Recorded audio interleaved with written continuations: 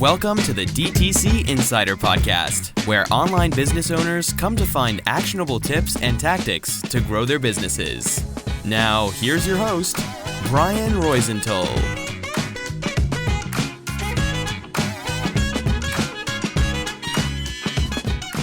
Hey, welcome to another episode. I'm Brian Roisenthal, your host, and today I'm super excited to interview Adam Pearce. He's the founder and CEO of Blend Commerce, a Shopify CRO agency. But that's not all. He's also the founder of the eCom Collab Club, an online community and in-person events for e-commerce brands, agencies, and tech partners, and I believe even more as well. Hey, Adam, thanks for being on the show. Hey, Brian, good to see you, mate. Thank you for having me on. Yeah, my pleasure. So could you please tell the audience, even more for those who don't know you, more about you, your background, and your business? Yeah, sure. I mean, look, I, like a lot of people, fell into e-commerce completely by accident about 10 years ago. I had graduated from college, went to become a high-flying management consultant, failed, tried to be a teacher, failed, tried to sell educational software, did okay. And basically my brother-in-law at the time was learning to be a developer. Shopify came along and he was like, look, you do marketing, let's go and sell websites. And two fat guys sat around a kitchen table and created an agency. So that's kind of how I got here. I don't know how I'm still here doing what I do, but I'm getting away with it for the time being, which is great. I guess, look, sort of going a little bit further there. I mean, like you said there, I run Blend Commerce, which is a Shopify CRO agency. We haven't always been a CRO agency. We made that switch probably about 3 years ago, and I think we'll probably go into that later. And also, like you said as well there, Brian, I love hosting e-commerce events that aren't shit. Am I allowed to swear on this, by the way, or not? I'm not sure. Yeah, it's okay. Okay, cool. So yeah, basically, I like running really good e-commerce events for brands, for agencies, for tech providers, but I hate that kind of like warm wine, chicken in white wine sauce, photocopier salesman type thing. That is not what I like in events. So yeah, that's me. Amazing. And I would love your take on the following. What do you think that's going on in the commerce space in 2024? What are brands struggling with the most? I think two main things really is one, it is getting over obsession that Facebook ads are still the only way to market your business, and that ROAS is going to magically go back to being 10, 12, 15. Most people are sitting on 1.5 to 2.5 at the moment. So I think getting over that perception, that obsession that I think a lot of brands have, they need to get over that first of all. But I think the other challenge as well is a lot of e-commerce brands have matured, particularly the past couple of years. And I think a lot of brands are at a crossroads now where they're kind of saying, look, in order to continue to grow at the rate that we've grown at, do we need to work with an agency or do we need to hire external people? And I think a lot of brands who started from kind of, founder-led, look, it was literally one guy selling some shoes. They're now doing $15 million a year. Where do they go? And I think there is an abundance of agencies. There are a lot of freelancers and a lot of people who have experience of e-commerce. So deciding where to spend your money and how to get the most from it is a challenge, and one obviously that directly affects me and you, Brian, as people who run agencies. So that for me is the two big things at the moment. Yeah. And one thing we have discussed previously with some brand founders is that many brands struggle with profitability. It's not, post-COVID anymore, like 2020 or 2021, let's say. Things are tougher and brands are realizing that profitability is a thing and that they need to do something about it. Many of them were focused on the top line revenue and not on the bottom line. And now they say, what can we do, to improve things besides decreasing costs? Decreasing costs is fine, but there's a limit to how much you can do that, right? So how can CRO help them with that? But before you answer that, it's two questions in one. Could you please clarify what CRO is? Because I think there's a misconception. I don't know what you think about it, but I think there's a misconception on the term.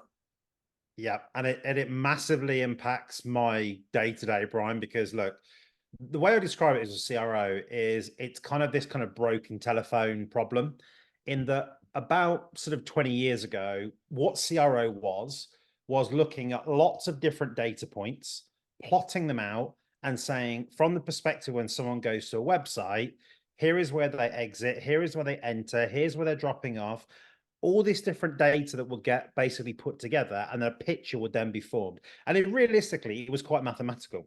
Now, what happened is that probably about 10 or 15 years ago, a lot of people started saying CRO, conversion rate optimization. But what they did is they focused in completely on that word conversion. And what happened is that people started to think the conversion optimization simply meant get your conversion rate from 2.5% to 3%, and everything that you should do should be about conversion rate. Now, there's two issues with that. One is that, as a lot of us will know, work in e-commerce, conversion rate isn't always going to be the main driver to increasing your revenue and also your profitability. Another metric that we do use a lot in our agency is lifetime value. So a lot of the time, what I see is that your average order value tends to be a bigger driver of the actual profitability of your business. Because ultimately, if you pay for someone to come to the site with an ad and they buy $50 or $70 worth of stuff, it doesn't take a rocket scientist to work out you're going to make more profit with the $70. So AOV is a big factor. So for me, what CRO is saying from the perspective of as soon as someone lands on your site to the point at which they buy their very, very last product from you before they are dearly departed, what can you do to get them A, to buy again, B, to spend as much money as possible, and then to use that data to get more customers coming back? That is what I'm going out there to brands and saying that we do as an agency. And ultimately, that's what they're paying for. So for me, that's what CRO is. Why do you think they need CRO specifically in 2024? I mean, I think they, of course, they always need CRO, or I love your take on that, but why now? I think there's two main reasons. Look, we can talk about Meta and Facebook ads. Everyone's bored of that conversation. Okay, Facebook ads don't work as well as they used to, but the knock-on effect of that is that when you do then pay for traffic to come to site, what you need is as many opportunities to hook that person in to either buy then or to then come back in the future. So you've got less chances than you used to. If you think about it as kind of a moving target, than you had when it was, sort of 10 ROAS and now it's kind of 2. That's the first reason. The second thing is that what I definitely observed and what brands tell me is that in that COVID period, what happened is everyone who was not an online shopper became an online shopper. And those people that were online shopping started spending 5 to 6 times more. Now, unfortunately, what happened because of the back of that, a lot of consumers started to become very good at understanding when a company is genuine, when a company provides good service, bad service, has good products, poor products. So the level, I think, of understanding and also skepticism of customers has gone through the roof. So when it comes to customers being on site, you need to make sure that experience is better because they are much better than they used to be at understanding whether what you're selling is a complete BS or actually they trust you as a brand. They see reviews, they see product videos, they see well-written descriptions, they see a well-organized site, they see that it's an accessible site. All of these factors are now literally on a mobile scrolling through, right? I'm verifying this company. Yes, this looks legitimate because I know there are 4, 5, 6, 7, 8 other options are out there. So for me, that's what I think that the dial has changed now and why so many more brands are not just looking at, agencies, oh, it's the IT guys, it's the website guys. They're looking at it as better. Look, we need someone help to make sure that when people come to site, people are buying the stuff we want them to buy. And ultimately, as a brand, you need to do that internally, or if you can't do it internally, get some outside support. Real quick, before we continue with the episode, let me tell you something. If you own or work for a DTC brand and you're not hitting your revenue and profitability goals, you're not alone. Things are getting harder, and what used to work doesn't anymore.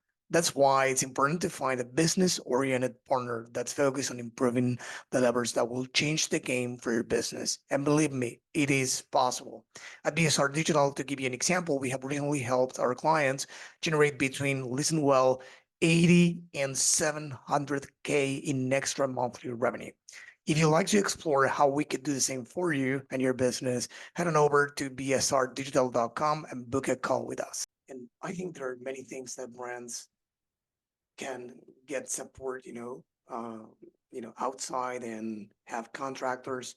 But I do think, and I would love your take on these two, that many of them, or many successful brands, what I see, from those I interview here in the show, those I work with, they do have, people in-house or something else that I'm going to address in a minute to create content.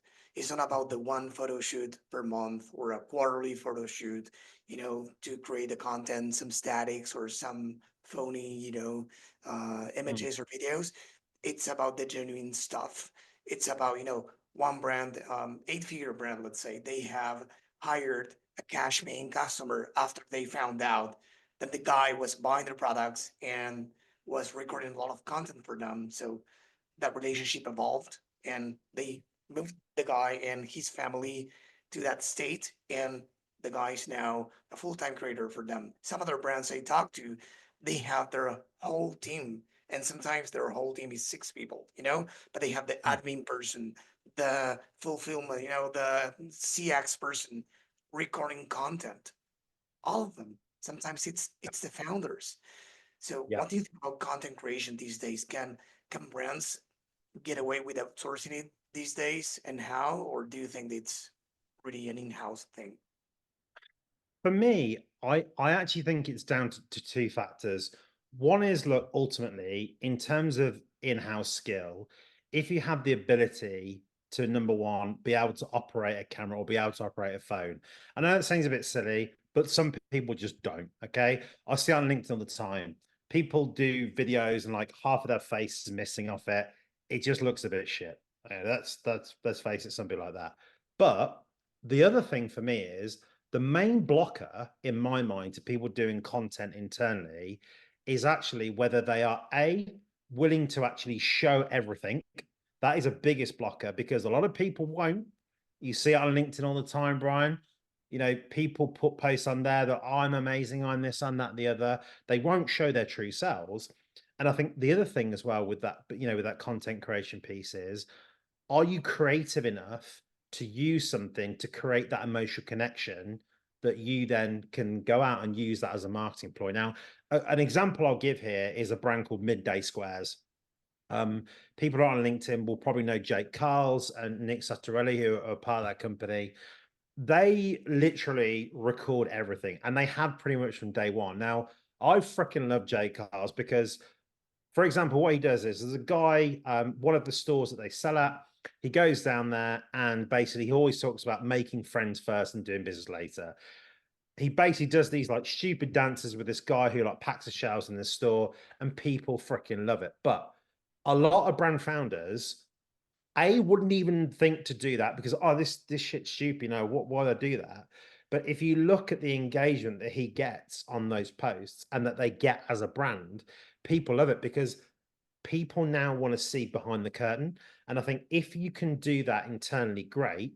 But I would say the vast majority of people can't. So having someone with that creative eye and that ability to say, look, we can go and record you in the car on the way to a meeting, but what we're going to do is we're going to throw in some random questions in between. We're going to cut and splice it. We're going to do a pre-meeting, post-meeting, see how you're feeling afterwards, film you again in 3 months' time when the deal goes through or doesn't go through, whichever way. So that kind of like thought process and the emotions you're going to generate off it, that is a skill to have.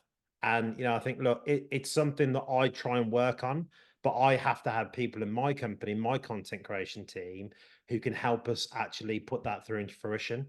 So, I know I've sort of given a long answer here, Brian, but I think it's about those two things. It's willingness to share, it's a technical skill, and probably like the third thing is like, have you got that vision to be able to do it yourself and turn it into something that's going to benefit you rather than just being, BS noise and nothing that really is going to come and give you anything that you want.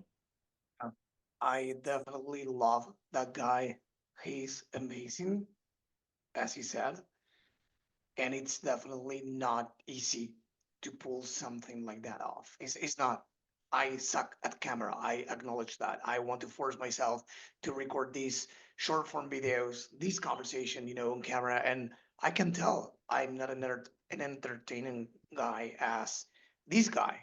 So we like not everyone needs to be funny, fun. You can be, I mean, you need to be yourself, right? The problem is when you try to be somebody else, right? But still, you might feel uncomfortable. That's why it's important, or I think, based on the brands I talk to, if it's not you as founder or CEO, let's have somebody else that represents the company the way you want it. But I think that and again, it's my personal take, it's that what doesn't work as much as it used to is, you know, doing a one-off or once a quarter, let's say photo shoot or recording something like, because that's typically not genuine. It's not something spontaneous. It's something that it's the clean stuff that probably nobody wants to see anymore. Yeah, completely agree. And I think, people like that raw, unfiltered. People always talk now about ads, don't they, about making ugly ads. And I think, it's the same with content. You're kind of making ugly content in that, look, it's not highly polished, it's not highly finished. And I think, going back to that point you mentioned there as well, I actually think that you need people with different types of personas. Now, in my company, look, I'm the stupid one. I say weird shit, like, fine. Some people like that. Some people freaking hate me. I know they do. Other people resonate more with business partner Pete, because Peter is like, yeah, he has a laugh and a joke, but he's a little bit more serious than me. He's a little bit more direct than me. He's a bit more fiery than me. And I see that at the events that we do together when we host them, is that people resonate with those kind of two different personas. And the personas are blown up on stage because, like, we're adrenaline pumping and we're trying to create an atmosphere. But I think that's the same thing in brands, is that you, like you say, you don't need to be this like, oh, I'm going to go and do a funny video like Jake Carl's. But if you've got your own brand of, this is authentic me, this is what I do, perfect. Because you can maintain that. If you can truly get to the point you're like, this is me, you can knock that shit out, every day, every day, every day. And people come back for that same flavor of you. If you're trying to be different people each day, people are like, what the hell is going on with this guy? Who is he? What is he about? Is he the funny guy? Is he the serious guy? Like, I don't know who this guy is. I don't care about his brand. And I think that's the danger that you play if you try and sort of play into that sort of, character that isn't you. It's hard to maintain. So I don't know if we are around the corner, regarding Black Friday and Cyber Monday, but it's in everyone's radar these days. We are mid-August, recording this episode that is going to air in late August. So it's going to be, a few months before that, let's say, huge sales or commercial action starts. But before that, brands need to get ready. Many brands have already started. Many brands are, planning 2025, or so they say, right? But many didn't. And, we are talking about CRO and they are thinking, okay, all good, but what the heck should I do to get my website ready before this craziness? So I know it's a long question with a long answer, but what are like the top 3 or 5 things you could tell these people to do? Well, if you're listening to this and it's still August, congratulations, you're okay. If you're mid-September, well, not so much. So the way I would lay it out is that ultimately, when it comes to preparing for Black Friday, and the key thing is here, is Black Friday actually profitable for your business? If it's not, forget it, and then do a promotion at the time of the year or post at the time of the year. We'll come back to that. But when it comes to Black Friday, if you're in the start of September, you really need to be using September, at least 2 or 3 weeks of it, to be doing analysis of what's happening on site. For me, I'll be plugging in Microsoft Clarity or be plugging in Hotjar, be getting those heat maps and work out, look, where are people entering, exiting? Where are people stumbling? That's the first play that you need to have. You need to do an audit of your email marketing. Number one, find out, look, are the flows that you're sending out automated working well? Campaigns resonating with people? And damn importantly, make sure your segments are correct. If you haven't got segments and you haven't tested campaigns with those segments, get them prepared, get them ready, because you're going to need them. So that's going to take you pretty much to the end of September. October for me is implementation time. All of those things that you've kind of prioritized that you've seen, well, actually, yeah, this product page, we're seeing people that exiting on 50% scroll. Okay, we think it might be this issue. A/B test it a couple of weeks. So you've got to make those small low-hanging fruit changes in literally those first couple of weeks in September, test it, and then really you want to be locking that site down realistically by the middle of November. You don't want to be continuing to work, because what you need to make sure is you've got at least a few weeks to make sure that any new functionality you put on site is working in reality and beyond the A/B test that you've done. And secondly, then, if you have set up any new email flows, making sure that those are then correct and ready. I think, if you are listening to this and it is kind of, the start of October, I'm not saying you're screwed, but what I am saying is don't go out there and spend a shit ton of money on an audit because you're not going to have time to implement it. What my honest opinion would be, if you were sitting there in October, the start of October, put Hotjar on, if you've got traffic of over sort of, maybe 20, 25,000 visitors, you should be okay. You should be able to get some results back. Infer what you can from it. Make sure you got your segment set up and go for it. But I think, for me, that is kind of my advice. And it's why, as an agency, we sort of stopped doing audits for people in terms of CRO audits, realistically, end of August, start of September, because we know then it's kind of not fair to then say, oh yeah, there's all these great things you can do, but by the way, they're going to hit your deadline for Black Friday. So we put a pause on those and then come back afterwards and then sort of help them pick up the pieces beyond it. But Brian, you probably see my posts on LinkedIn as well. And I think people are still now, and I had a call this week, we're here in the middle of August, asking if we get a redesign ready for Black Friday. And, no. And a lot of the time, people don't need redesigns. I would say that a good 95, 96% of brands that I talk to who think they need a redesign, we turn around and tell them not to bother. Because, a lot of the time, especially when it's brands that are doing sort of in excess of about $3 million, architecturally and from a speed point of view, from, a consistency point of view, they're pretty much there. There aren't many sites, unless they, you've got a site that has been there for 10 years and not been updated in 10 years, which is very, very infrequent now. So making the smaller iterative changes, A, it's going to be cheaper, B, you're going to see much better ROI.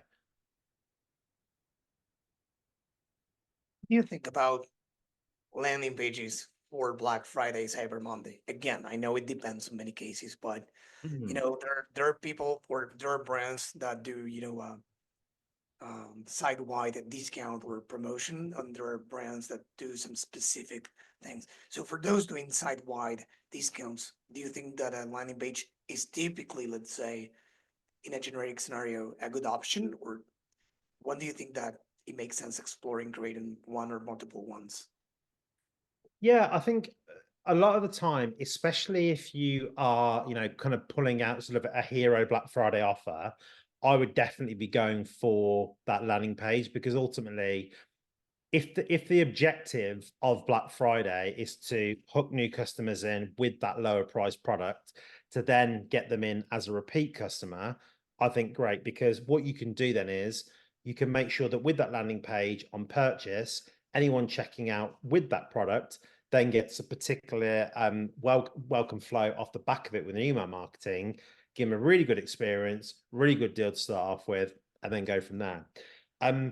What I would say, though, is that what you can do alongside that, though, is you can pre-test that. So I will be building that landing page and getting that ready without obviously any discount on there, And if you are using paid media to use that to then drive traffic too, I will be making sure you test it out, because what you're going to infer from that is you're going to see actually from your heat mapping where people are actually viewing content on that, what they're actually interacting with it. And it might give you an ability to then change that up rather than going, look, actually, you know what, guys, bang, Black Friday weekend, off it goes. Let's see what happens. So just make sure that you test it before without any discounting. Okay, makes sense. So I wanted to ask you something. I know that brands, I mean, two brands, probably we are the enemy. Agencies, they've been burned so many times with agencies that probably they are saying, please help me out and tell me what should I ask an agency when hiring them, because I don't want to be burnt again. People we do audits for, companies we do audits for, typically we would be, let's say, the second, the third, or fourth even agency in the last few years. Sometimes it's a red flag, but sometimes to us, depending on the client, we know that, you know, there were many brands, you know, um, many companies started, after COVID, but the same happened with agencies. Many people Mm. started an agency, and I won't mention the name out of respect, but someone I know who started an agency like a few months ago got the first client. I was pretty happy. And then the guy came asking for help, saying, you know, I don't have any experience with this. I got this client. What should I do? And he's like, what are you doing? Like, it's Yeah. fine. We all get our first client at some point, but Yeah. one thing is having the experience, even if it's the first client, because we did that working for somebody else in the past, and a different one is, not having experience. So I think that that's one of the reasons many companies have been burned. So what could you tell these, brands looking for a CRO agency in these Mm.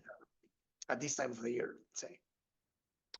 I mean, I think the first thing is I would be asking questions to address the particular problems that you've had before. Now, from my perspective, the things that have happened before a lot of the time with the clients that we speak to, brand new, who are talking to us, is number one is account managers and project managers are changing all the time. The agency we work with, it really pissed us off because it meant that we had to keep explaining how the company worked, what the brand was about, what the product was about. So what I would be asking, and what I tell people about is, look, when it comes to you as an agency, what is your retention rate like? Which account manager will I be working with? Which project manager will I be working with? How many years have they had an experience? Who are the clients they work with? Because from that, you'll be able to know, okay, look, if my main point of contact is going to be an account manager and project manager, I want to know that, look, how long have they been in the company and what experience do they got? Your relationship and your experience with the agency is going to be very, very much determined by that person. And I know the experience, with clients at Blend has been, made and sometimes broken by the delivery that our account manager and project managers had over the years. I think the other thing as well that's really important to ask is to make sure, first of all, that you as a brand shared your number with the agency. And what I mean by that is that, for example, today I had a brand I spoke to, and they said very clearly, we're doing £120,000 a month right now. We want to get to £150,000 by December. Perfect. Because then that goal is out in the ether. When a brand comes along and says, well, Adam, we just want to, make sure that we improve and conversion rate goes up. What the hell does that mean? Your improvement might be, a 50% increase in conversion rate. My improvement might be a 10% increase in conversion rate. What is that? So number one, share that. And then basically what I would be saying as a brand is, this is our goal. Can you tell me 2 to 3 things that you think you're going to do for us as a CRO agency that is going to help us there? And again, you'll be able to see from that, not necessarily, what they're giving you to make a call on it, but does it seem well thought out? Does it seem logical? Have they got case studies of where they've done that certain thing before? So you're verifying them by getting them to kind of recall some of that. And I think that's another important one. And I think finally, in terms of the other question I'll be asking, if you're a brand talking to an agency, is who will I actually be dealing with on a day-to-day basis? Because I think the problem is sometimes with agencies is that, we all say we're data-driven, we're strategy-led, blah, blah, blah, blah, blah, blah. But do they have a strategist who is going to be solely working on that with you? Do they have a designer? Do they have a developer? Do they have a marketing strategist, email marketing person?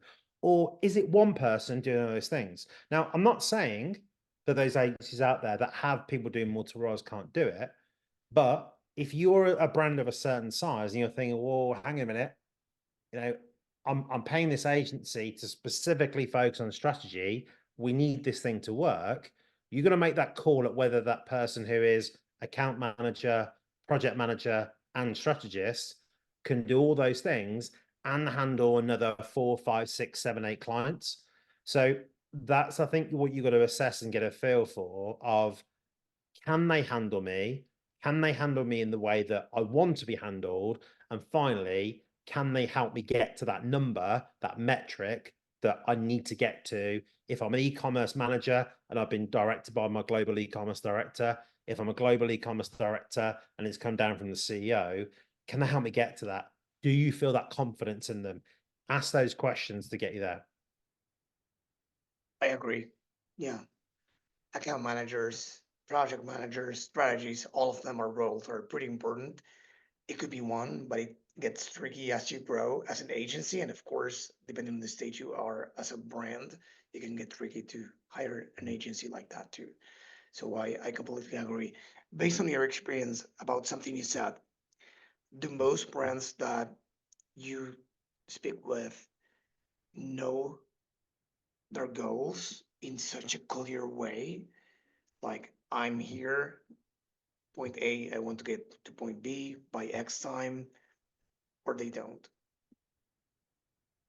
Still very mixed. I would say, look, we mainly work with American brands, probably about 85, 90% American brands, and the rest are UK. I would say that for the larger brands that are either VC backed or who have had some form of investment, there is a clearer number there, because as you'd expect, if an investor or a VC is expecting a return, they know their number, they got to hit it. I think what happens a lot of the time, though, is that there is this like, we need to improve things. And this kind of becomes this mashup of the CEO saying, or the managing director, the owner can say, we need to grow the company. The paid acquisition person is saying, this means we need more new customers. The person looking after email marketing and retention marketing says, we need to get more money from the existing customers. And the head of commercial or the finance director is saying, whatever we do, we need to make a 2x, 3x return on it. So you have, unfortunately, sometimes interplay between maybe 3 or 4 different roles. And that's why it can be very difficult in agency and brand relationships, because there isn't an internal agreement. And I've been in meetings before where literally we have had full-blown arguments between board members, 6 people, literally going at each other because they can't agree on what the actual target is. And it's a real mess when that happens. So I would say on sort of balance, I would say American brands particularly tend to be a little bit more, okay, this is the number, and bigger brands particularly do. As you go down to, sort of the sub 5 million, it is more of a case of, well, we need to improve stuff. But we always try and push as much as we can to get some sort of number, because you need a target. You need something to aim for, so that there's no question further down the line. Then that is easier said than done, unfortunately. Yeah, we get a mix too. Some people we work with, they just don't know what to expect. And that's a problem, because we need to align expectations. We provide them with, we call them 90-day roadmaps. And the pillar, the main thing we have as a goal for the period is to achieve a super specific goal, not just, as you said, let's improve. We hold them accountable, we hold our team accountable, but if they don't know what to, they say, okay, just propose something, tell us what you think. And I believe this is more of a done with you between the, with from, the agency with the brand, and not a done for you, of course, we do Mhm. things for the brand, but we need to team up with the brand, because in the end, unlike other services, I'm a software developer by profession. I keep the glasses. I studied computer science, and I used to be a developer for many years. And my first company, actually in 2010, was a software factory, and we had a clear deliverable. You know, we needed to deliver this app, website app, mobile app, whatever. In this case, they don't hire us, or you in this case, I believe, for deliverables. They hire us to achieve goals. Mhm. My friend, sometimes, at least for us, it's a problem. So, in this down with you, which things do you think it's a must for a brand? To be fair with the other side as well, brands need to request certain things from agencies, but what's the other way around? What things agencies should ask clients to have in mind when working with them? Yeah, I mean, look, we actually in our contract we have an expectations charter within there to kind of get it out in the open. And what is based in the expectation charter is that number one, um, if you're going to work with us, we want you to listen to us, we want you to hear us, and we want you to objectively consider the recommendations we make. Um, we tell them to expect they're going to hear things that they don't like the sound of in terms of recommendations, but we want them to be open to understanding them. We expect them to turn up to meetings, and we expect them to adhere to deadlines. And if that's not met, then unfortunately, we're not going to be able to work with you. And I think on the other side as well is a purely, being respectful to members of our team, which, any business should expect. Look, we work in a stressful environment. Sometimes things boil over, people get stressed out, but ultimately we should be afforded, courtesy and respect from people. And I think we we get, I would say, I think that helps us a lot in securing clients because it shows them that we are not messing around. And look, we've fired clients in the past, absolutely, for poor behavior, in terms of that, that lack of respect to people. Um, and I think, equally as well, in a situation where, ultimately deadlines have just not been met because, this as well as I do, Brian, as soon as that deadline get pushed, it's a house of cards. You got to keep building it back up. And where do you find extra time from? Oh, this client hasn't committed their hours this month. So that's another 5 hours I've got to grab from there. So it's all these things that you unfortunately, and a lot of people don't speak out enough about this, is that ultimately this is a relationship we're talking about. And I think a lot of the time agencies are a little bit scared to say, look, actually, we expect these things of a brand rather than being all the other way around. And if we don't continue to talk like this, the whole mentality of some brands of this is a transaction, these are the website guys, they ain't ever going to go away. And I think we've got to be firm with people. I think in a way, if you can do that, and if you tell people what your expectations are of them as a brand, you will A, get more respect from the people that you are talking to, and B, I actually think you'll win more business. Completely agree. So I would love to spend the last few minutes talking about events, because we are in the game to, to, you know, earn money, to have our successes, etc. But to me, at least, it's really important, and I know to many people as well, to surround ourselves with amazing people and to meet them. But sometimes events could be really tricky. For me, I know they are. Absolutely. It's really tricky to know how to have a, let's say, successful event, if that's a thing. And I know that you, correct me if I'm wrong, have run like 80 events or so, in-person events.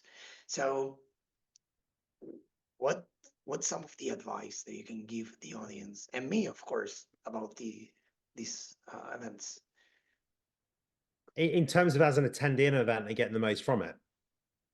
It could be both. First, as an attendee, Yeah.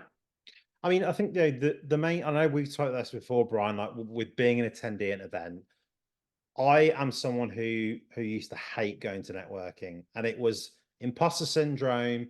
It was not knowing what the hell to say apart from, hello, my name is Adam. I make websites and stuff, which is really difficult to do. And I think what I often say is that when you're going to an event, the best way to get yourself feeling calmer for it is to do some pre-preparation of what you want from it. Now, for me, if let's say, for example, I knew there was going to be an event on whereby it was going to be, say, 20 or 30 brands in a room, I would say to myself, well, look, what I would really love the opportunity to do is people just to know who I am and know what I do. So straight away, what I'm saying is, I'm seeing in terms of that event, can I get the listing of who's there? I'll just simply connect with them and say, hey, saw that you're going to Brian's event in Buenos Aires next week. Just thought I wanted to say, hi, I'm Adam. Great, first of all. Second thing is, when you go to the event, I would be making sure that if there is a Q&A, I put my hand up. It doesn't need to be a particularly useful question. What you do need to do is I'm going to stand up and say, hi, thanks very much for answering my question. My name is Adam Pearce. I'm the co-founder of Blend Commerce, CRO agency based in the UK. And my question is, and it doesn't even matter if it is, what's your favorite type of ice cream? Ultimately, at that point, no one gives a shit about the question you're answering. They heard straight away the first thing you said, because that's what people are going to focus on. They switched off for the rest of it. They're already LinkedIning you and finding out who you are. And I think the other thing as well is that making sure afterwards, again, with those events, take a little video, take a little picture, repost that, because again, people are at that event, know again that you're there. So those three little things, very simple little things, but if you're looking to get that exposure as an agency, in front of brands, good way to do it. I think the thing of running events is that what you've got to make sure is that, number one, have you got the right people in the room for the right type of content? And what I mean by that is that the reason that we did eCom Collab Club is because a lot of the events that were put on for brands and agencies and tech providers were very stuffy. It was a PowerPoint presentation about something boring. There was some wine, some crap food. Everyone gets drunk. Everyone goes home. Like, so what? It's completely not memorable. And the thing with the eCom Collab Club that I think that we do very well, if I may say so myself, sounds like being quite arrogant, but I think we do, is that what we make sure is that we make it very different to what the expectation is going to be.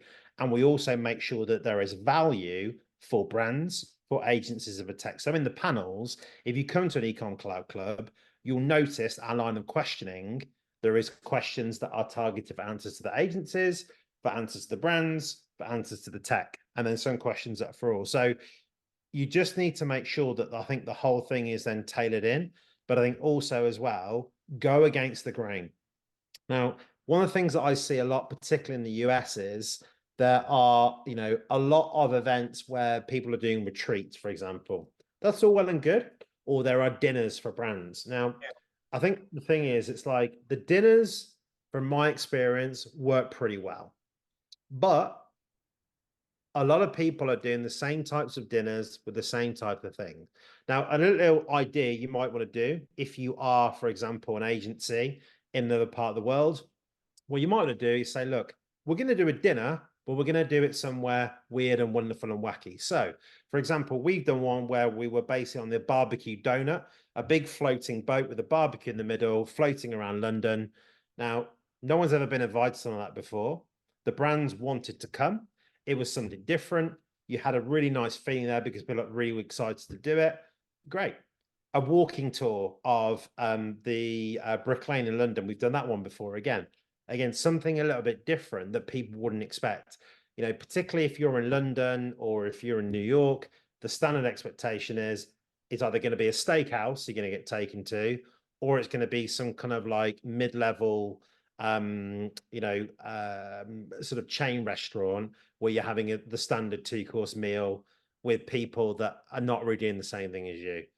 Just make sure, again, just think about it for 5 more minutes and make it a little bit different. And that's what I'm saying. If anyone is wanting to run any events e-commerce wise, I'm more than always happy to kind of chew the fat on this and give ideas. I think you just gotta, there's this whole, it's a bit of a cliche, but when people zig, you zag, just do something different to what's been there. And it's really not hard because a lot of events are very vanilla, very plain, very boring.